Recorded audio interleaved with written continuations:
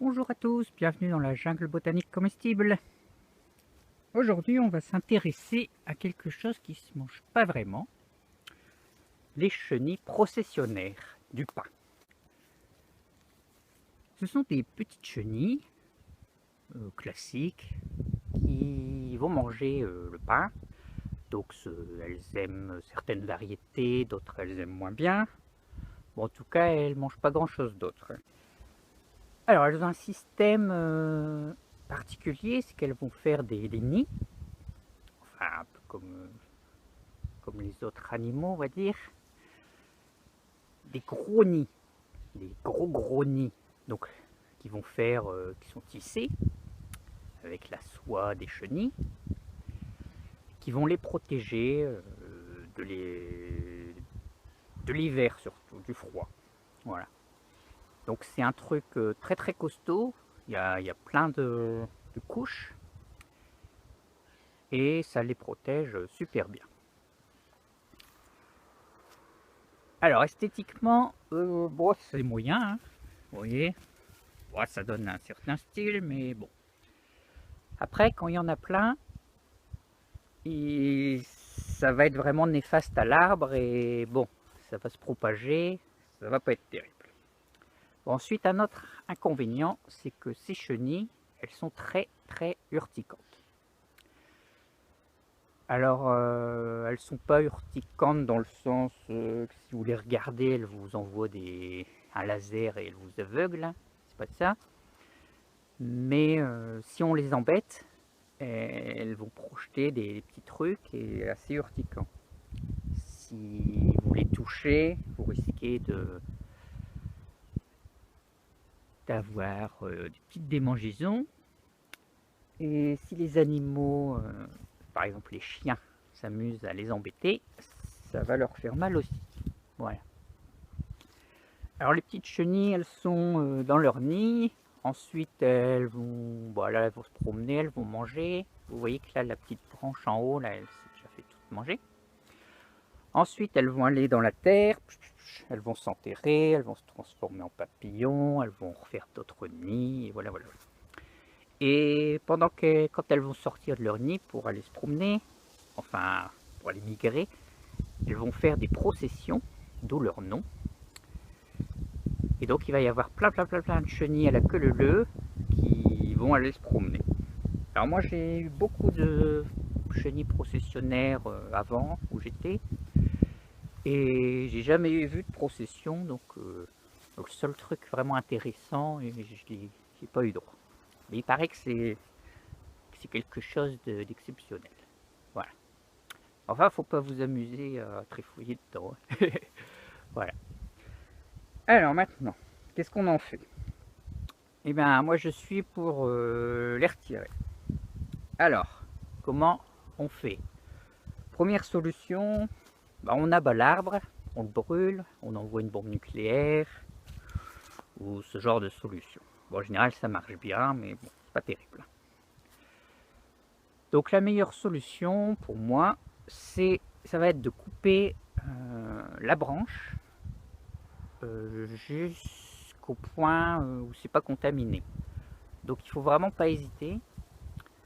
En plus, comme je vous ai dit, c'est urticant, donc il va pas falloir essayer de couper au milieu pour gagner un petit bout, et vous allez, parce que comme elles se sont promenées, il y a peut-être des trucs urticants qui traînent, donc attention. Donc là, on n'hésite pas à couper assez sévèrement. De toute façon, si vous le faites mal, il y aura plein de nids après et il faudra le refaire. Donc c'est parti. Donc vous voyez, quand l'arbre est assez bas, c'est assez facile. On y va, on coupe. Hop. Et on récupère le petit nid. Et voilà. Alors maintenant, on pourrait se dire, je le laisse là, et moi j'aime pas tuer les animaux. Comme quand on ramasse les escargots et qu'on les met 5 mètres à côté. Sauf que ça va pas être une bonne idée, puisqu'elles vont recommencer. Donc, il va falloir s'en débarrasser. Donc vous pourriez le mettre dans un sac poubelle, mais bon, c'est pas non plus terrible. Alors on conseille en général de les brûler. sachant que pour les brûler, il ne s'agit pas de mettre juste un petit briquet en dessous, parce que ça ne marchera pas. Comme je vous l'ai dit, le nid est vraiment très coriace. Vous voyez, là, j'arrive même pas à entrer dedans. Donc il va falloir vraiment le brûler dans un gros feu. Ensuite, une fois que ce sera bien commencé, vous pourrez l'ouvrir avec des grosses branches en vous éloignant pour être sûr que voilà, toutes les chenilles soient brûlées. Voilà. Bon, sinon, il y a peut-être d'autres solutions, mais bon, c'est moyen. Au passage, tiens, je crois que là, c'est les petites crottes de chenilles qui sont tombées. Alors maintenant, quand on a un arbre contaminé, vous voyez, quand les nids sont en bas, c'est facile de gérer le problème. Le problème, c'est qu'en général, il y aura des nids partout et surtout en hauteur. Et donc, si vous avez un arbre qui va faire plus de 3, 4, 5, 6 mètres, ce qui est souvent le cas pour les pins, et bien ça va être compliqué, parce qu'il faudra y aller avec une échelle, et au passage, vous risquez d'écraser des chenilles, ou bon, ça va être horrible. Donc moi, ce que je recommande, c'est pas non plus de massacrer tous les arbres, parce que bon, c'est pas non plus une bonne idée. C'est de tailler assez sévèrement les arbres pour qu'on puisse contrôler le système. Donc là, vous voyez, il y a 2 ans, je pense, j'ai coupé celui-ci. Depuis, ça l'a pas trop, enfin, si ça l'a embêté, mais bon, il est bien repoussé. Bon là, les branches, elles atteignent bon, les 4 mètres, celles du haut. Donc il va falloir que je les retaille encore pour maintenir. Ah, ce que vous voyez là-haut, je sais pas si on le voit, mais c'est très fin. On voit comme un petit brouillard sur la branche tout en haut.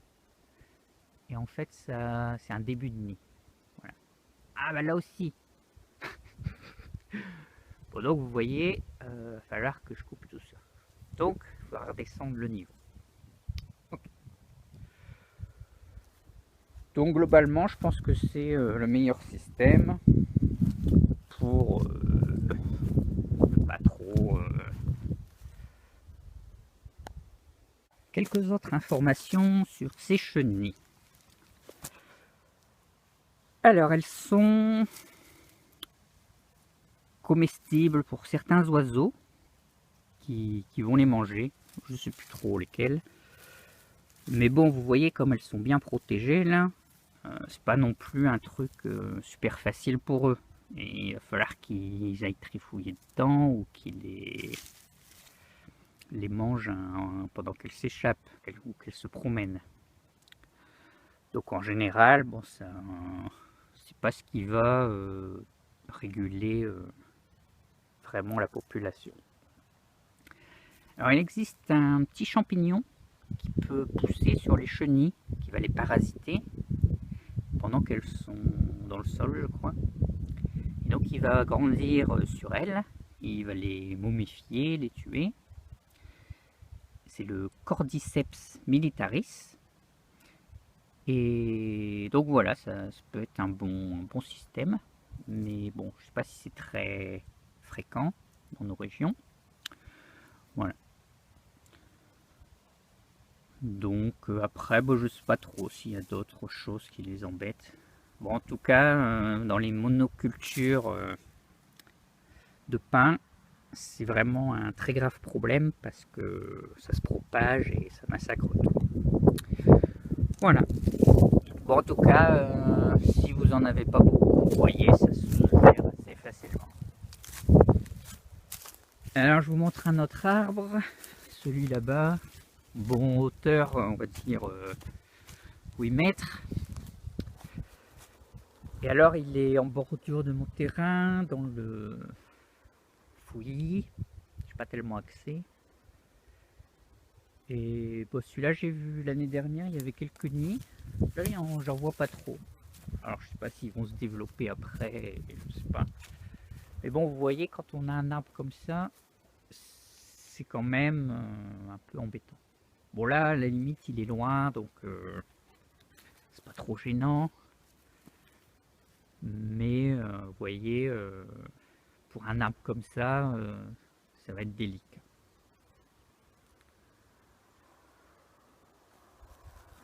Alors ici, j'ai un petit arbre.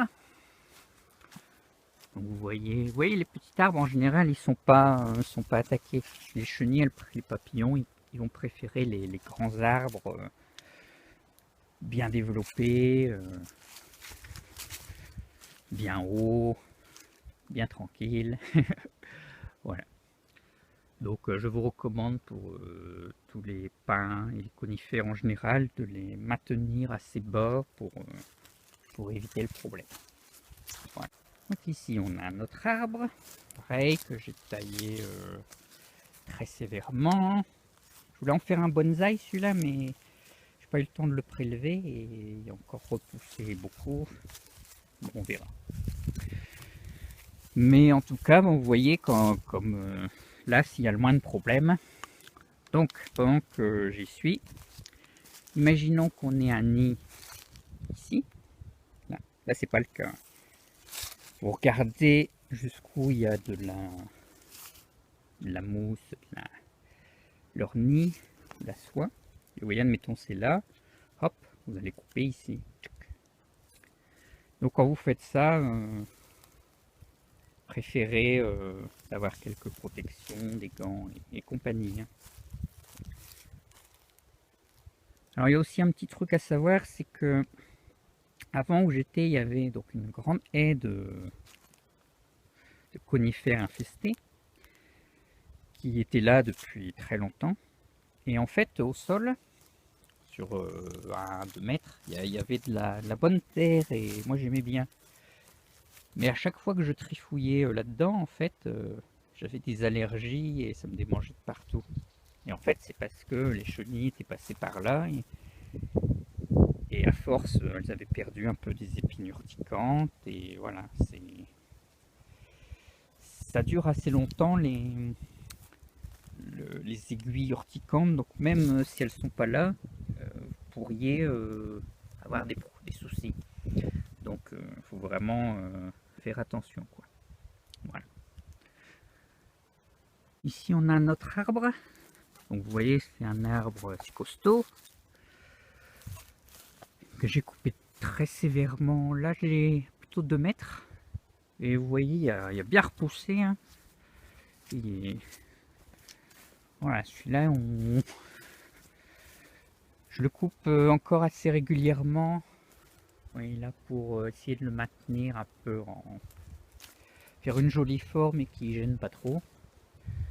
Bon, et vous voyez, c'est pas du tout un problème. Lui, il est en super forme, il pousse comme un fou.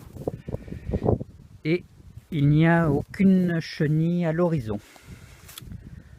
Donc encore une fois, je pense que c'est un bon compromis de tailler vos arbres. Alors quand vous les taillez, essayez de ne pas faire n'importe quoi non plus. Faites ça un peu sérieusement pour que ça se passe bien et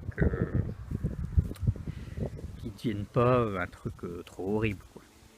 Bon, sachant que les conifères, il n'y a pas trop de problèmes, de maladies, tout ça quand on les coupe, vu qu'il y a la sève qui va protéger et cicatriser les blessures. Mais attention, quand on les coupe trop, ils risquent de mourir. Donc il faut toujours garder pas mal de verre au moment où on coupe.